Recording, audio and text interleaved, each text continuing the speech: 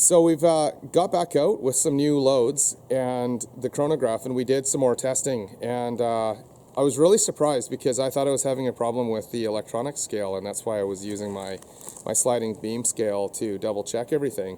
Well, it turns out that the electronic scale was the one that was being true to form, whereas the RCBS scale was the one that was throwing me off. Now, this was really surprising to me because I looked at the sliding scale as a means of double checking everything.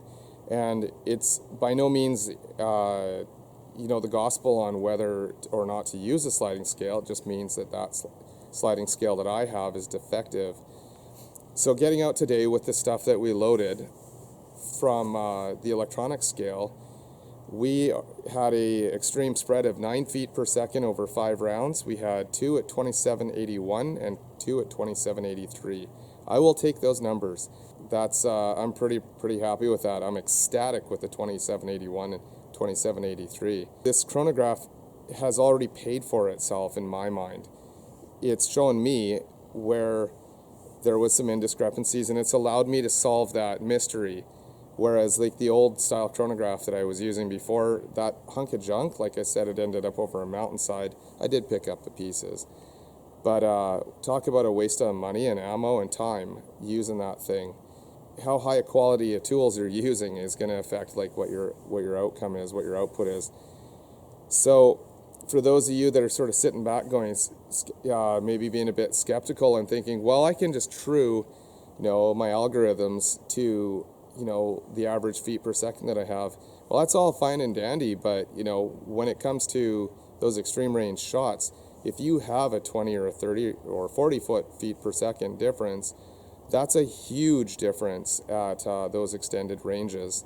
You push it out past a kilometer, you start getting to a mile or further, that is going to destroy your accuracy, and it'll be luck as to whether you're hitting or not at those distances. So I know I'm pumping a product that we sell, but this is the best product there is for this job. There isn't anything better.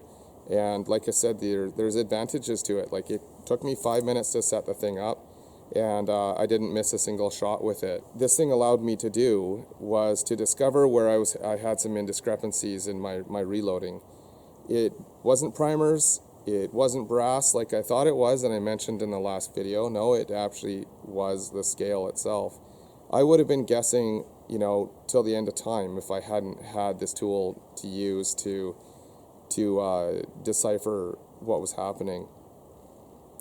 So check them out. It's Magnetospeed, and we carry them at rangetech.ca.